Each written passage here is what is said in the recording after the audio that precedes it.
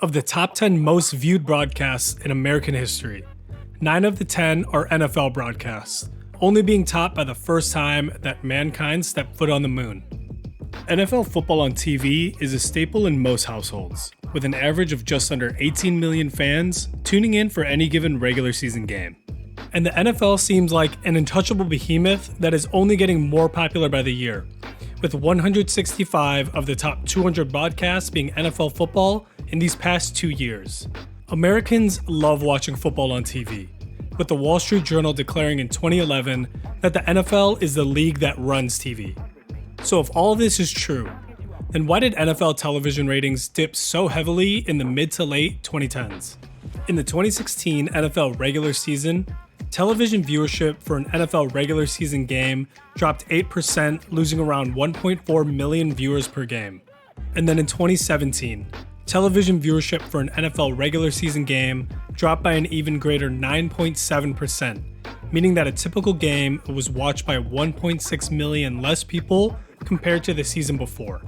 So in the span of 2 years, an NFL regular season broadcast lost around 3 million viewers per game compared to 2015. And 2017 was the lowest rated TV season for the NFL since the year 2000. But this wasn't just some widespread television trend, because in comparison, by the end of the 2017-2018 season, NBA ratings were up across all 4 networks when compared to the prior season and was the NBA's highest rated season in 5 years. Now, total viewership numbers still leaned heavily in the favor of the NFL in comparison to the NBA, as they always will. But during this time period, there was a noticeable vibe shift in the general public's feelings towards the NFL, with Mark Cuban even saying in 2014 that I think the NFL is 10 years away from an implosion. So what were the events that led Americans to turn away from football during this time? How bad did it really get in the mid to late 2010s? And how has the NFL bounced back from the downturn to regain their throne as America's sport? But first, what the hell are TV ratings anyways, and what do they even mean? TV ratings indicate how many people are watching a particular television program, and they're often used by networks or advertisers to gauge popularity and engagement of specific broadcasts. The main company that tracks these ratings is Nielsen, and the way that they calculate these ratings is a bit odd. Instead of trying to track the television usage for every single television in every single American household, they take a smaller sample size. According to this Nielsen article, they track 42,000 households, covering 101,000 directly measured viewers, and use data from what they call portable people meters that are worn by each of the eligible members of that household. These portable people meters record what is being watched, who is watching it so they can get demographic data, and how long they are watching the broadcast for. Because these meters are of course portable and are supposed to be worn at all times by the participants, Nielsen is also able to track what people are watching out of their homes, so in bars, restaurants, hotels, airports, etc. Nielsen still also uses set meters that are used just to track what is being watched on a specific TV, but is unable to track who is watching said broadcast. So yeah, it's a strange and definitely flawed system, but this is what's used to help advertisers plan where they want to place commercials, and for networks to know how a show is performing. Now that we know all of that, let's go back to the NFL regular season, which accrued the best TV ratings since the NFL began tracking viewership data in 1995, and why it started to go down from there. It's 2015. The dress is taking over the internet. Tom Holland was announced as a new Spider-Man, and the album To Pimp a Butterfly was just released. Man, time flies. Okay, but back to it. By the end of the 2015 NFL regular season, the TV ratings indicated that there was an average of 18.1 million viewers per regular season game. Now, I can only theorize as to why ratings were so high this season, so there are a couple of things that I think may have had an influence on the regular season ratings. First, there were just some great matchups on the schedule for this season. For example, we had Manning vs. Luck in Week 9, Manning vs. Brady in Week 12, Patriots vs. Giants in a rematch of Super Bowl 46, Green Bay matched up against the Cowboys in a rematch after a very controversial ending in the 2014 divisional round, Green Bay matched up against the Seahawks in a rematch of the insane 2014 NFC Championship game, and more. Second, The Carolina Panthers were rolling this season, going undefeated through their first 14 games, and people want to turn into those games to either cheer them on or to see them lose. And third, I think the hate towards the Patriots reached a fever pitch in 2015, as they came off of a Super Bowl win, along with the Deflategate scandal that was the talk of the entire offseason. So there might have been some hate watching that played an influence with the ratings. The 2015 playoffs also had some great ratings because we had some killer matchups on the slate, like with Brady and Manning matching up for the final time in their careers, an exciting matchup between the Panthers and the Seahawks in the divisional round, and what turned out to be an amazing game between the Cardinals and the Packers. Super Bowl 50 didn't beat viewership records like the regular season, but the game wasn't the most exciting, and I don't think the average American that maybe only watches football on Super Bowl Sunday would have been too intrigued by a matchup between Carolina and Denver if they happen to have something else to do on that day. Regardless, 2015 was peak for NFL TV ratings. So what happened in the following years that caused the ratings to take a downturn? In 2016, NFL regular season viewership fell by an average of 8%, as a typical regular season game was viewed by 1.4 million fewer people than the previous season. Now, this kind of makes sense off the bat, because after a record-breaking season in 2015, it would be hard to beat that mark once again. But the thing is, 2016 had the lowest TV ratings for an NFL regular season since at least 2010 according to Nielsen ratings. But why the lower TV ratings? Well, from an internal memo written by the NFL's top media executives, one of the reasons for this decline was due to the 2016 presidential election, which is a trend that was also seen during the 2000 Bush-Gore presidential election. The NFL executives also said that they saw no evidence that concern over player protests during the national anthem is having any material impact on our ratings. In fact, our own data shows that perception of the NFL and its players is actually up in 2016. But I call bullshit. In the summer of 2016, after Trump won the presidential primary, you could feel a sense of unrest bubbling up, which had been stewing for years. There were protests around the entire country, not only speaking out against Trump, but also against police brutality, following the deaths of Alton Sterling and Philando Castile, and tragically many more Black Americans who fell victim to police violence. There were Black Lives Matter protests across the entire country for the whole summer, which leads us to the 2016 NFL preseason. For the first 3 games of the 49ers preseason, Colin Kaepernick sat on the bench during the national anthem stating that, "I'm not going to stand up to show pride in a flag for a country that oppresses Black people and people of color." Then, on September 1st, 2016, before the start of the 49ers' final preseason game, Colin Kaepernick knelt down during the national anthem, which inspired other NFL players to join Kaepernick's protest during the regular season like Brandon Marshall, Marcus Peters, Mike Evans, and many more. Trump later said, "You have to stand proudly for the national anthem or you shouldn't be playing. You shouldn't be there. Maybe you shouldn't be in the country." And saying that NFL owners should respond to the players by saying, "Get that son of a bitch off the field right now. He's fired. He's fired." Contrary to what the NFL memo had to say, these protests spurred by Kaepernick definitely had an impact on viewership, with a national survey finding that 32% of the surveyed adults were less likely to watch an NFL game because of players protesting during the national anthem. But that's not the only reason why ratings were down in 2016. Peyton Manning retired in the offseason. Tom Brady served his 4-game Deflategate suspension to start the season. So that means 2 of the NFL's biggest stars for the past 2 decades or so not being shown on TV.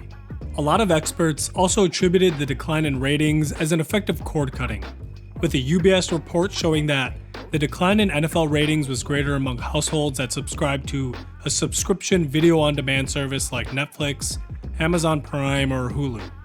And some even thought that Mark Cuban may have been right when he said, "When you've got a good thing and you get greedy, it always turns on you."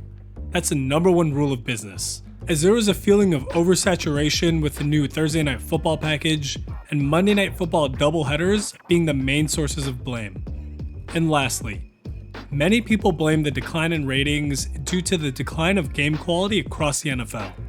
For example, Through Week 12 of the 2016 NFL regular season, the average margin of victory was 2 touchdowns, with only 3 of the 11 games being decided by single digits on Thursday Night Football matchups. But the thing is, when looking at the regular season as a whole, 57% of games were decided by 1 score, the most of any season in NFL history. Some people also blame the lack of quality quarterback play. But contrary to that opinion, quarterbacks were performing better than ever, with the second best overall completion percentage and passer rating, along with the 4th most total touchdowns thrown in NFL history. Interception percentage reached an all-time low in 2016, and teams gained a little over 700 net yards per game, which was the second best mark in NFL history. TV ratings did go up slightly following the presidential election, but even the playoff ratings were down overall compared to the prior year, with only the divisional round matchup between the Packers and the Cowboys seeing a significant increase in viewership compared to the prior year's late Sunday divisional round broadcast. Even the 28-3 Super Bowl comeback had lower ratings compared to Super Bowl 50, which was a bad omen for the 2017 season. NFL TV ratings fell nearly 10% during the 2017 regular season compared to the prior year, with a typical game being watched by 1.6 million fewer people compared to 2016. This means 2 consecutive years of fewer eyeballs on the sport, with no presidential election to blame this time around. Some of the reasons for another year of the decline in the sport echoed the same as 2016. Oversaturation, declining quality of play, and more nonsense from Trump urging Americans to boycott the NFL if they don't crack down on the anthem protests, and tweeting out, "NFL attendance and ratings are way down. Boring games, yes, but many stay away because they love our country. League should back the US." But there were additional reasons that could be attributed to the decline in viewership. 1. Concussions and concern for player safety. A study was published in the summer of 2017 in the Journal of American Medical Association, which revealed that of 111 former players whose brains were tested, 110 had CTE. Of course, I don't think it was only the study published earlier in the year that caused ratings to decline, but I think it was an accumulation of unease, especially felt by parents of younger children, with the 2017 Harris poll of over 1,000 parents showing that only 18% would let their kids play football.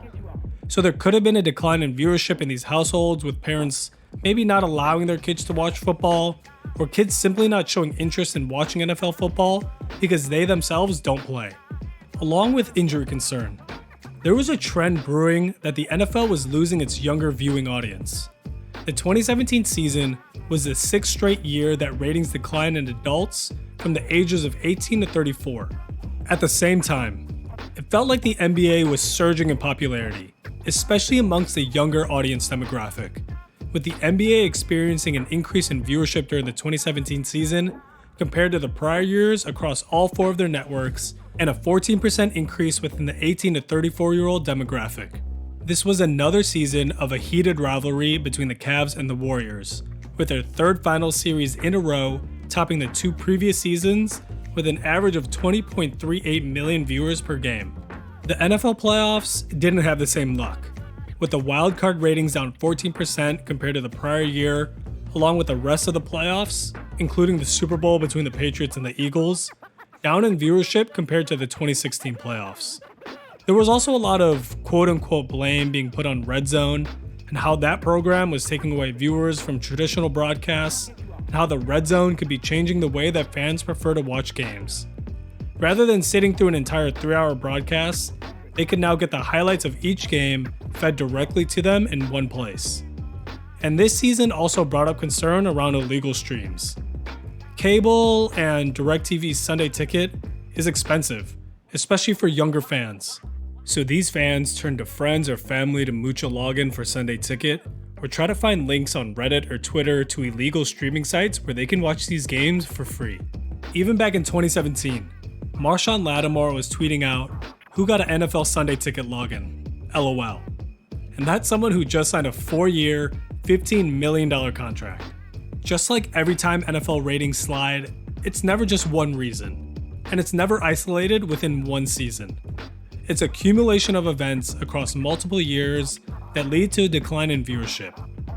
Since 2017, there's been a fairly steady climb in TV ratings for the NFL, with the only significant dip taking place during 2020, where COVID impacted every industry. So how has the NFL been able to bounce back? One of the key explanations for this growth has been the adoptions of games being shown on streaming platforms. I know some people will roll their eyes to needing every streaming service just to watch the NFL, and how it feels no cheaper than cable at this point.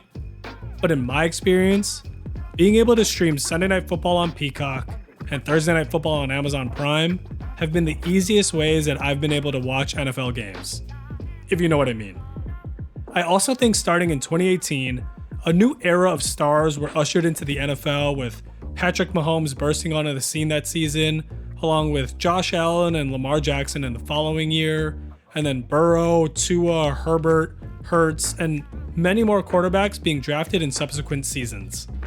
The 2016 and 2017 seasons felt like a bit of a transitional era, with an unclear vision of which quarterbacks were going to be taking over heading into the 2020s.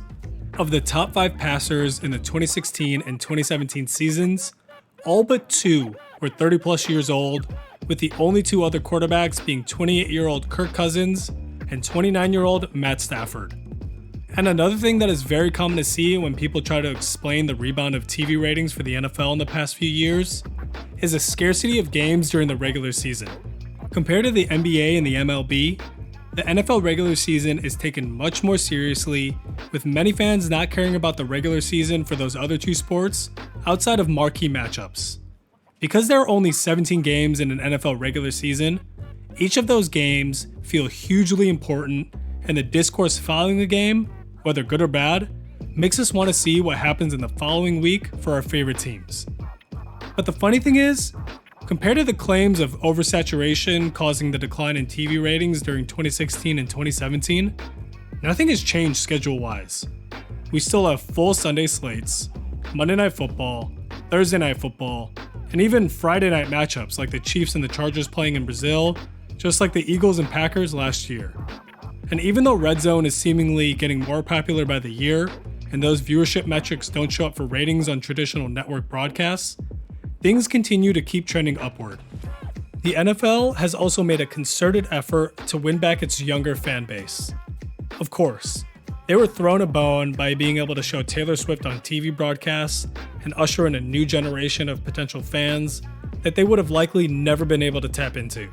But also, according to the NFL, among fans who are 12 to 24 years old, the NFL holds a top spot of all professional sports leagues with 69% fan support, with the next closest league 6 percentage points behind, which is cool to see. So although it seems like everything is pointing to the NFL continuing to go on its upward viewership trajectory, I'm curious to see what the explanations will be next time we see a dip for TV ratings in the NFL, even though when it happens, I will definitely be annoyed that it's all that anyone is talking about.